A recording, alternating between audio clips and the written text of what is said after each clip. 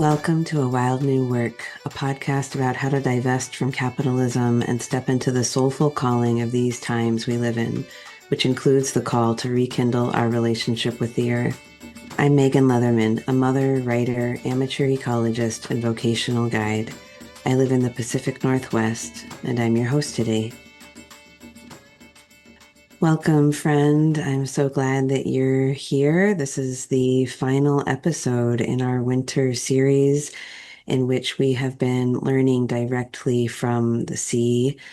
And I'm so delighted to be here with you today. It's a cloudy, rainy morning. The crows are being very boisterous right above my little greenhouse office where I'm recording. I've got the candles lit, the mugwort incense is burning, and I'm ready to share with you today. And I hope it is deeply of service to you. If this is your first time tuning in, there have been 4 other episodes in this series so far, each of which have contained a message that I received from the ocean. And today is the final one, a beautiful one, a true gift that I have had the pleasure of sitting with and that I'm excited to share with you today. So far in these episodes, there's been a through line about power. And I think today is still about power, but in an unexpected, sort of different way, meaning that our topic today is really the power of life to live and to live joyfully, the power of joy. And so often we see the power of destruction and death and violence, but that power in the great arc of time is balanced out by the powers of creation, life, and love. And those forces are equally powerful, and they are just different facets of the great cycle that we are all inside of, the cycle of life, death, and rebirth, repeating again and again in tiny cycles in our own lives and bodies, and in massive cycles that are beyond our ability to comprehend. So today we study the power of life, the power of things to grow, and to grow not because of fear or force, but because of joy. And we'll talk about what the ocean's message could mean for all of us, but especially for you and the cycles that you're in at this time. Before we dive in, I want to share that one of the things that has been really joyful in my own life is reconnecting with the power of my ancient ancestors who are here and have been immensely supportive to me since I began calling them in specifically. And I want to make sure you know that this April I'll be teaching a class called Weaving with the Ancestors.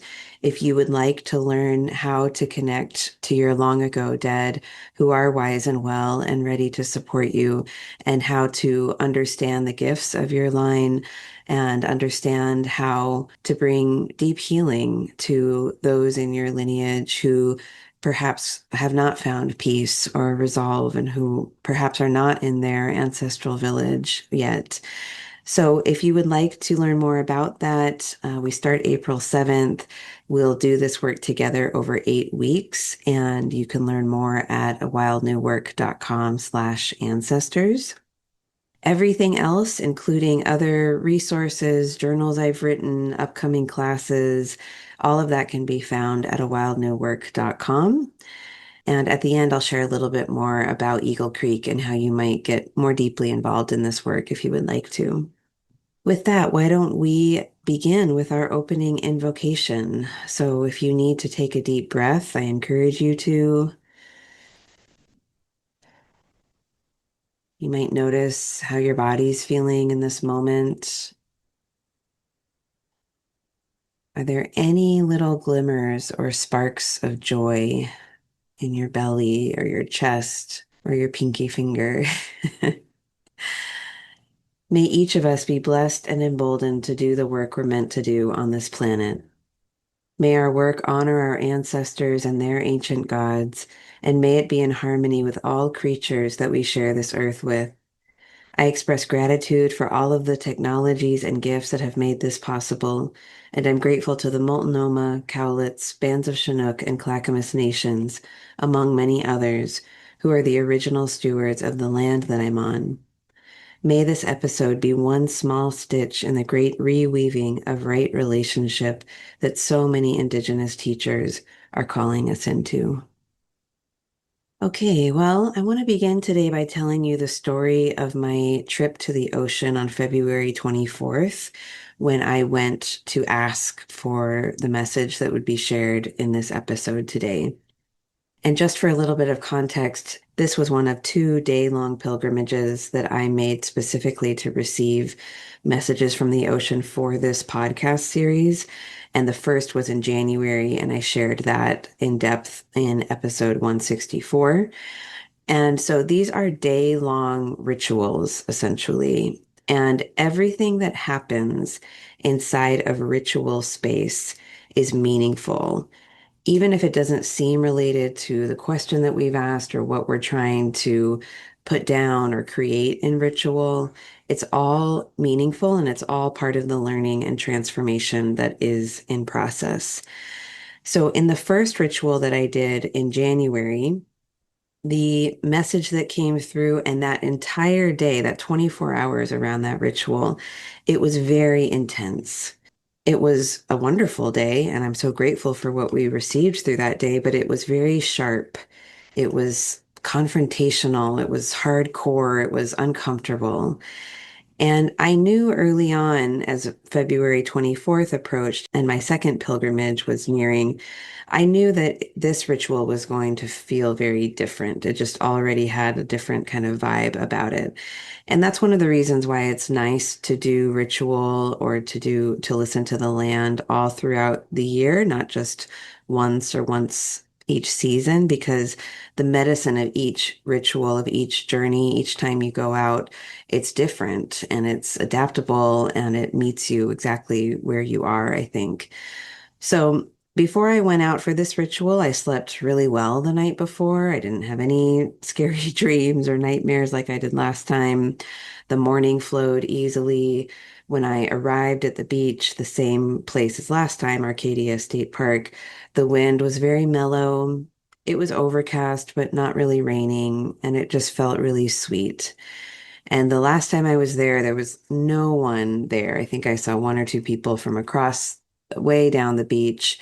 But this time there were other people around, and I just had some really sweet little chats with other beach visitors. There was a cute dog that came up. It was just a really kind and welcoming sort of energy, and I took note of that.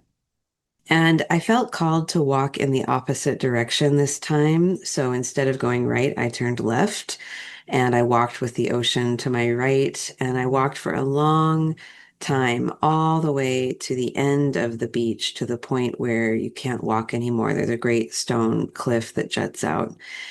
And right before I came to the end, where I was going to stop and do the heart of this ritual, I got the sweetest little gift. Right in my path, there was this bright orange and purple clamshell on the sand, and it immediately caught my eye, and it looked like a sunrise. It was just so sweet, and I felt like this was a really special gift and sweet sign of what was to come.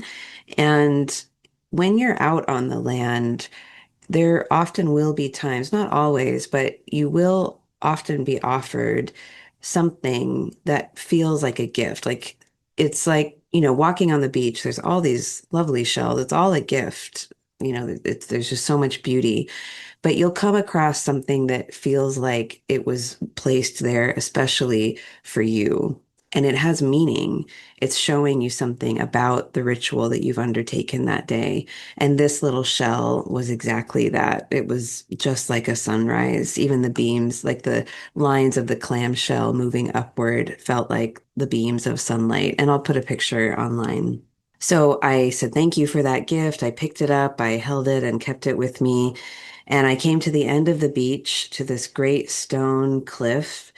And the outermost part of that stone was like reaching out over the water almost. It was like a podium kind of lifted up over the water, like a stage almost.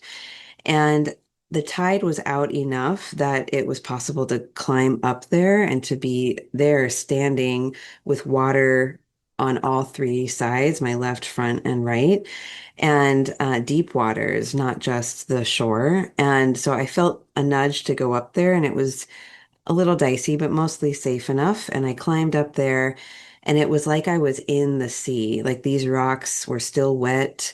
There was seaweed and barnacles and mussels growing, sea anemones everywhere.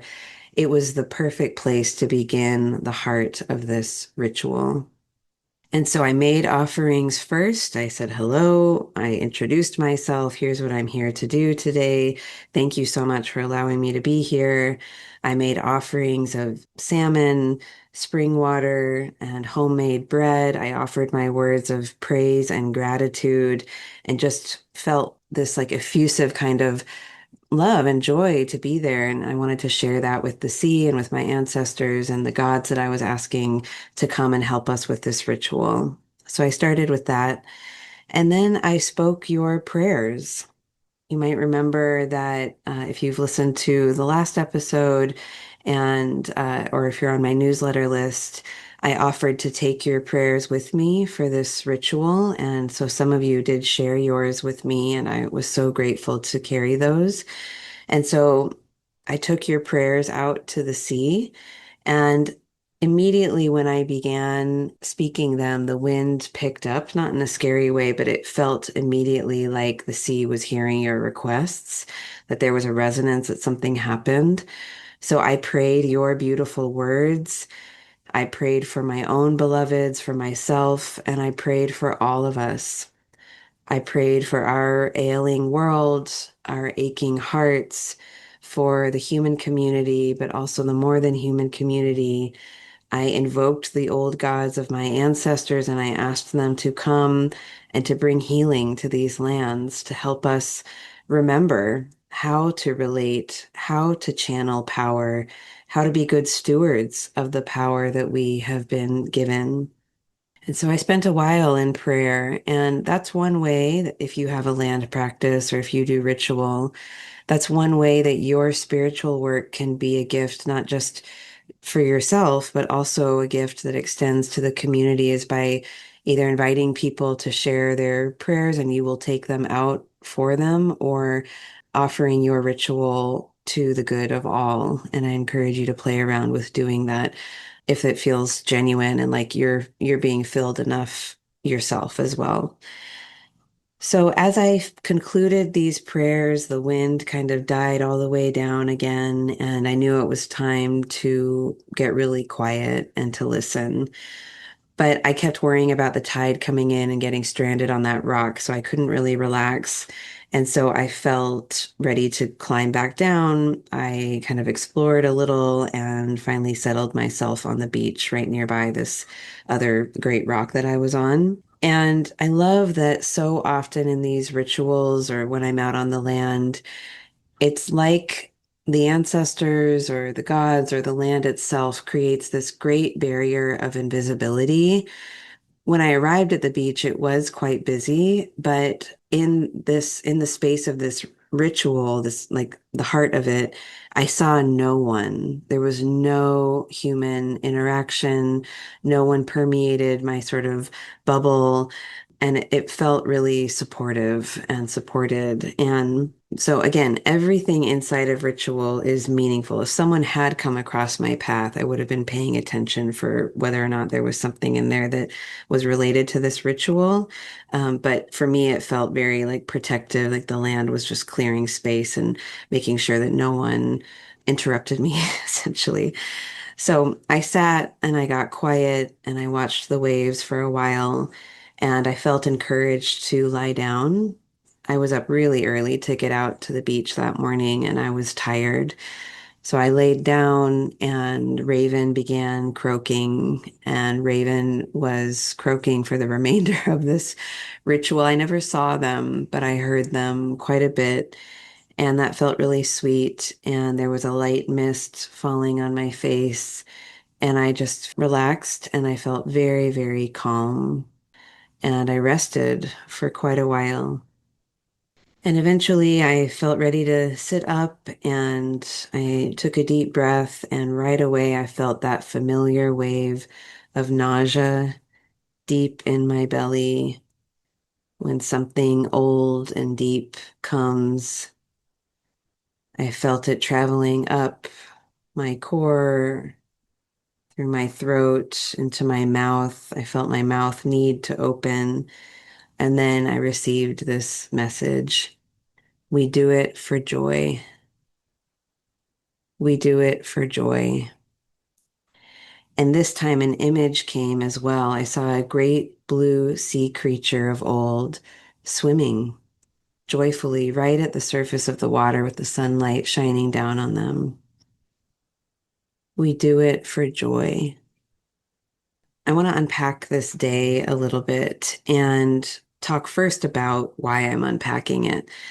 I was taught that it's sort of taboo to speak about what happens in ritual because if you do a ritual and then you're analyzing it and talking about it with people who weren't there, who may not be able to understand, it can really dilute the energy that you have created in that ritual. And I understand that and I agree with that. There are many rituals that I do that I don't talk about. Not that it's a secret, but you don't need to talk about it. The ritual work you do is happening on an energetic level, and we don't need to pick it apart. That's not a helpful thing. We just trust that what happened needed to happen and we let it germinate. But these rituals that we're doing here in this podcast series, these are a different kind. And I want to share a little bit about what I mean. So I believe that the land is the first and best place to go to receive guidance about what's coming up in our lives. And that's something that people across time, across cultures around the world have known and have done and continue to do. And in case it's helpful, I've shared before like some of the spiritual practices and perspectives that I'm taking. And I've shared a little bit about this path of Seth that I'm learning about, this sort of Norse shamanic path that has been really helpful to me and has been a way to connect to my ancestry and the spiritual practices of the Nordic and Germanic peoples. And one aspect of save, and if you're like, what is she saying? It would look like Seidr, but it's pronounced save. And one aspect of save, which is a form of pre-Christian Norse and Germanic mysticism, a shamanic practice of a kind, one aspect of it is something called utiseta. And utiseta means sitting out. And it was a practice, it is a practice of going to the land to inquire about something, of going in an intentional way. It's a rite, it's a ritual in which you go and you ask for the guidance that you need. Traditionally, it was often done overnight to go and seek answers, to seek the input of the spirits of the land or the ancestors. Often people would do them on top of grave mounds where their dead were buried. Typically, could have also been done in a sacred area. And one of the best known examples where we learn about Utiseta, the one I've heard about the most was in the year 1000 when Iceland was under pressure to convert to Christianity and on the brink of some internal conflict around that. Someone named Thorgir, who was a lawgiver, used Utiseta to go and inquire with the ancestors and the gods about what to do about this crisis of conversion and the people's ancient practices. And so it's written that he laid under his cloak on the ground for a full day and night, and that he came back with a knowing, with the message that for political reasons, the country did need to officially convert to Christianity, but that people could continue their pagan practices freely and without repercussion. So that's just one example from like written history that we can look to, but there are many other examples in other cultures of going to the land to receive. And we see it across the world and we see it consistently because it works. When we go to the land in an intentional, ritualized way, we can hear and see and feel and sense things differently. And I believe it's been my experience that the land itself, the spirits of the land, the ancestors, and the gods can come through more easily. We can hear them. We can receive their messages more clearly than if we're trying to do it indoors or in the midst of our day-to-day sort of mundane life, which is also sacred and holy. So, our work here in this series, these rituals that I've been doing, are a very humble form of Utiseda. And it feels a little bit arrogant to claim that that's what I'm doing when the way they were done long ago was more involved, was a longer ceremony, typically done overnight, which I've done before in a different context. But they had specific songs, special clothing or talismans they used, techniques that were learned that are beyond me. But that is what I believe I've been called to do this winter and have been doing for a long time without knowing what to call it really. And I am still trying to do this in alignment with the old ways. There are certain tools and talismans that I bring and use, special songs that I sing when I'm on the land, and other things that have been shown to be effective to me and help me to hear the land and hear what's needed that day. So while we're not doing these rituals together, like in person in synchronous time, they are still absolutely community rituals. I am going alone, yes, in my physical body, but I am asking my ancestors to come, guides, the land, and I'm going on behalf of all of us to ask for a message and bring it back to you.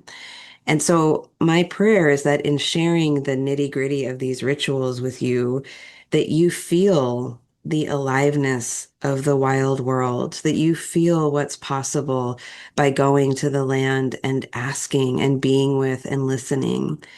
My prayer is that your own magic and giftedness, your own ability to hear and see what's needed, that it grows, that it awakens even further, and that what we hear from the sea is worked into your life, that these messages are made manifest in my life and in your life, that they are used, that it grows, that they benefit our community, the human and more than human community.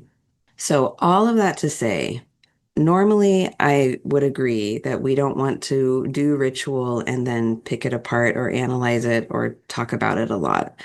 But these rituals are specifically for learning. I'm offering them up as a learning tool, and they're for sharing with the community. So, I have been unpacking them and will continue to do that today, and that feels right to me. The next place I want to go with you today is to talk a little bit about who it is that is speaking through this ritual. Who are we in conversation with? Who was I in conversation with that day? And I am really grateful to Joshua Schrei of the Emerald podcast, and I'll put that link in the show notes. I am really grateful for his work in helping me to learn about the mythic threads of knowing that are woven among indigenous cultures around the world, of the mythic knowing that my own pre-Christian ancestors carried. And his work came in at a very special moment. I happened to tune in to his latest episode immediately after this ritual that I'm telling you about on February 24th. It's an episode titled Enter the Dragon, Terrifying and Beautiful. And as soon as I started listening to that, it was like a big puzzle piece that clicked because I have been carrying an awareness. I had an experience in October that has been meaningful, but I didn't really know how to make sense of. And I want to tell you about it. So on October 30th, which is right before and around Samhain, which is a really important holiday in the wheel of the year, about halfway through the season between the autumn equinox and the winter solstice. It's an auspicious time. I had a vision in one of my journeys, and I met my ancestors, and I was taken out to one of my kin, I call her Whale Mother. And I was out in the sea near this beautiful whale, and she tipped over my boat.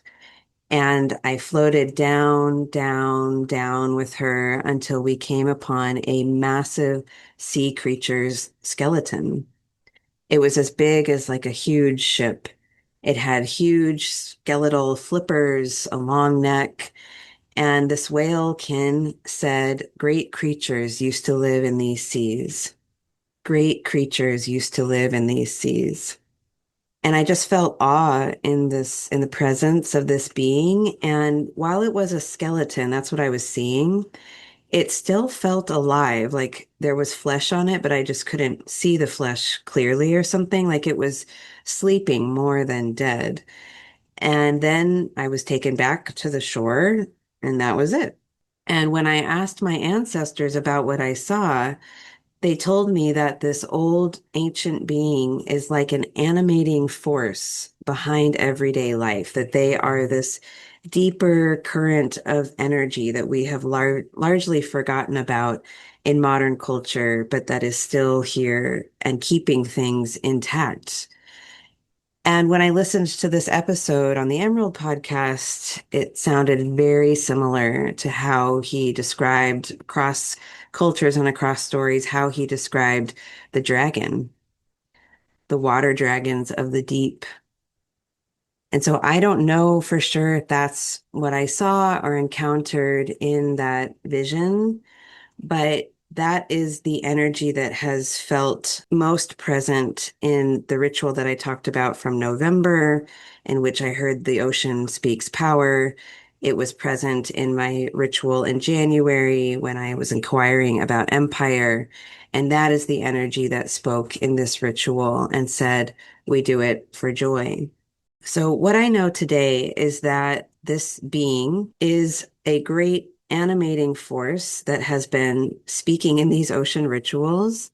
And the way I feel when these messages come in is different than anything else I have felt before. And it has its own unique texture. And I'm choosing to believe that this experience is real and that it's safe and that it can be of service to this community. So, in this series, I do believe that we have heard from my guides that I've worked with. We've heard from the waters of the sea directly. We've heard from the gods who still dwell in this land. And also, we have heard from this ancient sea being of the depths. And I'm very humbled because when I look at this and look at these last many months of this journey, it feels like there is this immense, immense conversation underway that we are all hearing in different ways. I feel so grateful for this wisdom that has come from so many different powerful sources. And I want to talk now about this final message that we received from that great being of the depths. We do it for joy. We do it for joy. Not I do it for joy, not you do it for joy or they do it, but we do it, us together. This is an invitation into a profound togetherness with this world. Even after all that has been broken down and broken and lost between the human community and the more than human communities, there is still this invitation to be together, to be in this together. And that many of us have actually become convinced of one of the most destructive lies of capitalism and empire, which is that things are too broken. The relationship between us and the world is too broken to come back into right relationship, that things are too far gone to be in intimate, loving relationship with the land, with your ancestors, with the old gods. These are lies that say that those relationships either aren't real or that you are too bad or too inadequate to be loved by the land or your ancestors. These are lies that say that all that exists now is you, an isolated unit that is condemned to a life of thrashing survival. Those are all lies, and that is not what I hear from the land ever. When I go in ritual to the land or to the sea, what I hear is a welcoming. I hear and feel a loving invitation to lie down. I hear forgiveness and understanding. I hear that we have all been hurt by this, that my aching and longing is not an experience I have alone. My aching and longing is shared by the other beings on that land. I am completely convinced, I have no doubt that the land loves you exactly as you are, that the earth longs for you, that the earth longs to feel your heartbeat on the ground, to feel the weight of you taking a nap, to revel in your laughter, your joy, or to be hydrated by your tears. Of course, there are places on this earth where pain is still stored, where tragic things have happened and the land is still holding that energy. That's true. There are places like that. But for the most part, and even in those places, you are not anonymous. You are not an unwelcome guest. You are welcomed by the land. And it doesn't mean that colonization hasn't happened or that repair is not needed, but you are always welcomed by the earth, and the earth longs for you. The sea longs for you, to see you, to feel you, to hear your songs, to hear your prayers. The powers of empire make life seem so brutal and violent that we have become convinced that anything out there, the wild world, that it's scary, that real safety remains in staying still or staying in our homes or only being around humans. We've been caught up in these stories that there are monsters at every turn. It's not safe to go out to the land. And there are monsters at some turns, of course. And death and destruction are natural forces that are needed here. They are essential to life. They're part of the life, death, and rebirth cycle. But these other facets of empire, like cruelty, torture, abduction, terror, that is not us. That is not the land or the beings on the land. That is not how humans truly are. That is not the true fabric of this world. Death, destruction, decay, certainly. Pain, grief, of course. But some of these other things that we're seeing, they are not natural or normal. You are not a violent enemy of the earth. You are not a parasite that the earth is trying to buck off. Empire is, yes. Civilization, capitalism is, yes, I believe that, but not you. You are a creature of the earth. You are the earth. And you have been just as harmed by empire as any other being on the earth. Just as harmed as the waters that have been polluted, as harmed as the animals who have gone extinct or who can't give birth to live young ones. We have all been harmed, and still we are all reaching out to one another. Many of us trying to weave things back together in the loving, caring, joyful manner that is natural. So we do it for joy. All of us who are alive here in this time, all of us who have bodies, who are made up of the stars, the soil, the salt of the sea, you are a part of that we. And if you haven't felt that deep in your body for a while, then I ask that you go and you listen to the land, that you go and you listen to the sea, that you ask them, am I a part of you? Is it true that we're in this together? Ask and listen not to the part of you that was conquered by empire and domination, the part of you that fears that you are unwelcome. Listen with your body, the part of you that still looks for the sunshine on your face, the part of you that still feels the joy of picking berries or playing with sand in your hands, the part of you that is alive, that is the earth. Listen with an open heart, and I bet you will hear a resounding, yes, you are one of us. Welcome. Welcome. We need you. Come and weave with us. Weave the new fabric. We do it for joy. What is it? We do it. Well, what I saw was that great water dragon swimming. living, joyfully existing. So, what I felt was that the message is really we exist for joy. We live for joy. We eat, we drink, we swim, we sleep, we sense, we reach out for joy. All of it is for joy. This life is for joy. Death is for death. And we have grief in life as well. Joy and grief always go together. But in this conversation, we're centering this experience of joy. Your life is for joy. We do it for joy, joy as in aliveness, the right of alive beings to be fully alive, to swim, to dance, to sing, to fly, to move as they are meant to move, to be animated by aliveness. So much of our aliveness is dampened, constrained, commodified in this modern way of living. We are thoroughly domesticated, bridled, forced into the gray, into the machine. Machines are not alive. Artificial intelligence is not animated by the aliveness of which I am speaking. The aliveness that I am speaking of, it is primordial. This aliveness is primal, original. It is Eros, the great animating force that moves through this world and sparks creation and beauty. It is the upward reaching movement.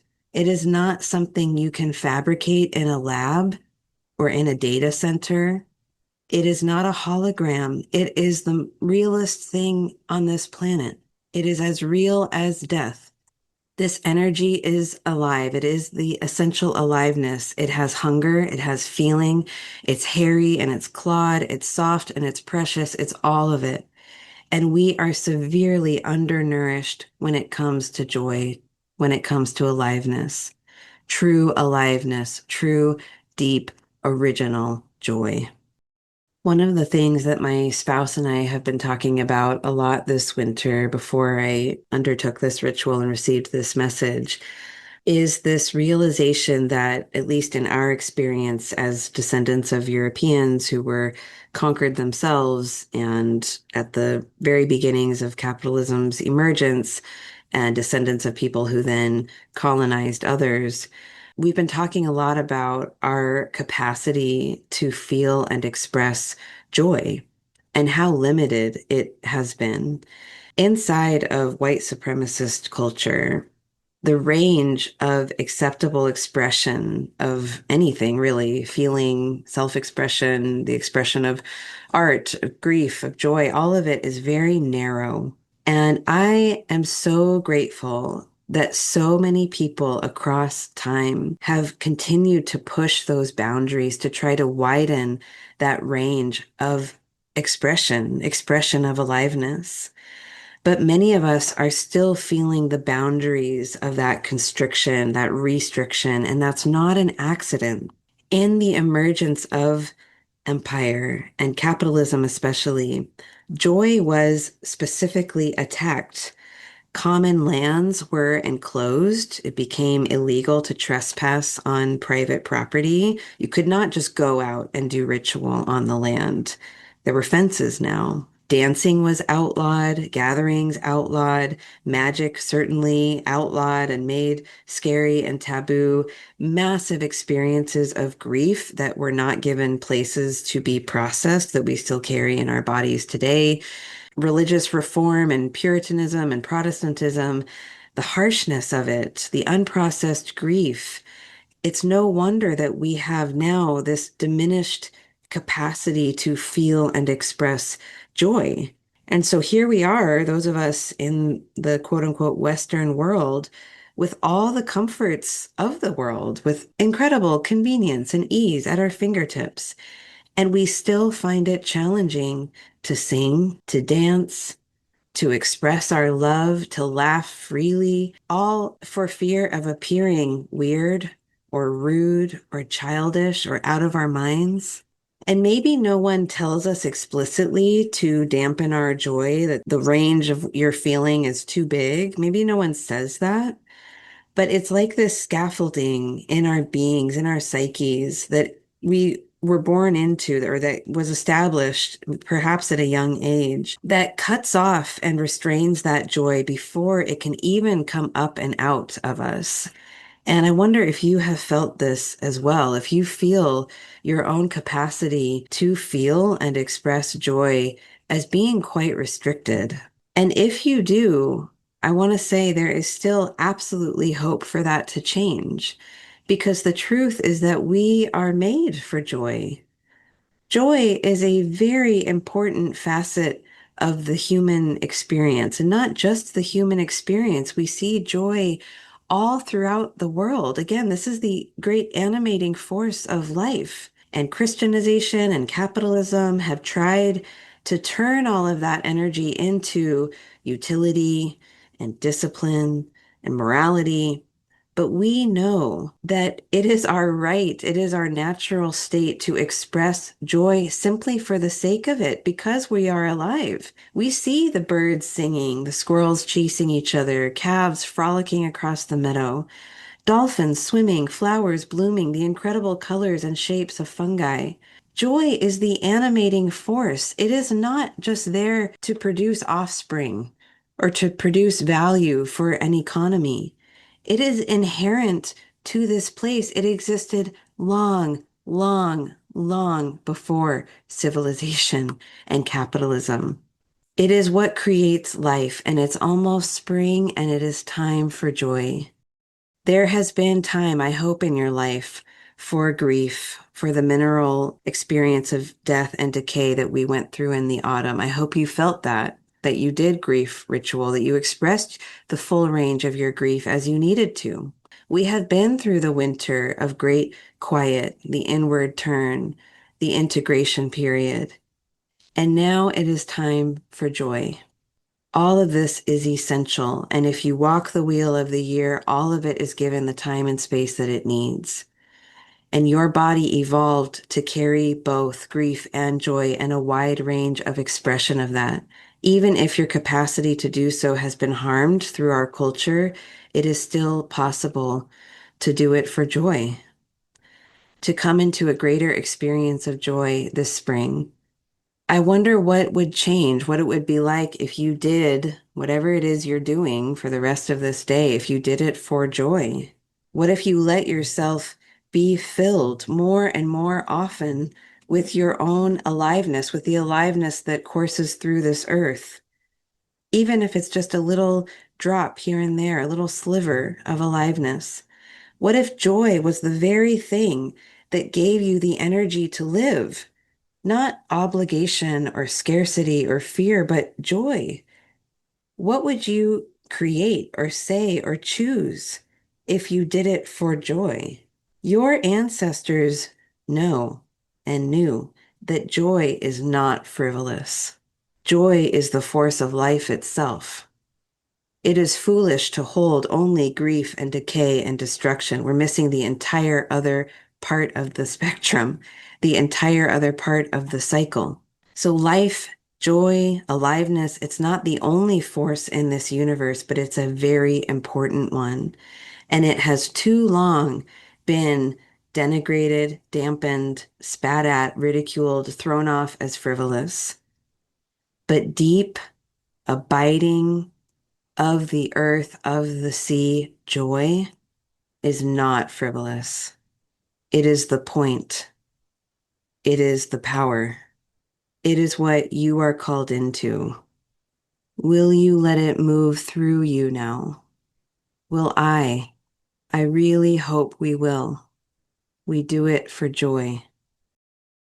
Oh, my friend, I am so grateful to have been with you in this practice, to have had this place to share it with. Thank you so much for hearing these words, for being with me and telling me how it has landed for you.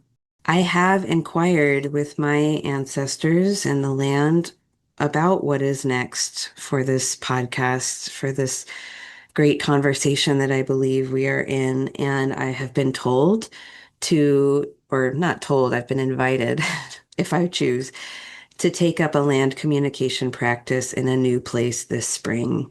to go to a very magical but troubled place near where I live in Portland called Oak Island. And many of you listening have been at Oak Island with me or on your own or may know of it. It has a much different vibe than the sea, but is no less profound. It's an incredibly beautiful place, but there are layers of troubledness there that I'm curious about working with again.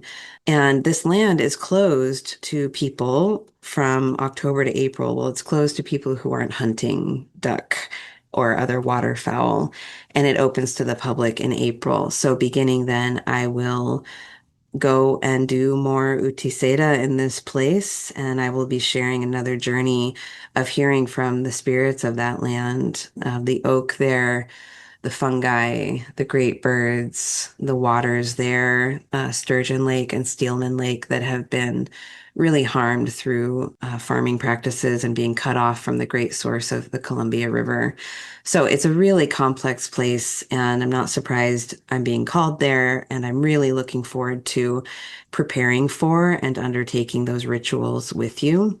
If this podcast series has been a blessing to you, if you would like to support me continuing to listen to the land and share what I am hearing, I welcome you into Eagle Creek, which is a membership for people who want to support me and this show financially. I encourage you to join. It's $45 a month, and we share a private, quiet space online together, and I share a monthly behind the scenes update and other things that come through monthly classes, meditations, resources to help you in your own seasonal and land communication work and your own vocational journey. So it's a fluid space. It's immensely hydrating to me and to this work, and I welcome you there. You can learn more at awildnewwork.com/eagle-creek. If you can't afford $45 a month, but you would still like to pitch in here and there, I welcome your dollars at buymeacoffee.com/Megan Leatherman, and I'll put all of this in the show notes. But also your sharing of the show with your beloveds, your reviews on Apple Podcasts, your messages about how this has touched you. I'm very grateful for that, and it's all very welcome. If you would like to go deeper with the ancestors this spring, I want to just remind you again about Weaving with the Ancestors, which starts on April 7th. I know many of you feel a longing to connect to the power of your long ago dead, but you may not know where to begin, and I would like to offer you a way in. Also, the spring edition of the Living the Seasons journal is out if you would like to track what the land is doing and what is being worked through in your own heart this spring. You can learn all about each of these things at awildnewwork.com. I hope you take such good care between now and when we see each other again in April, and I will see you on the other side.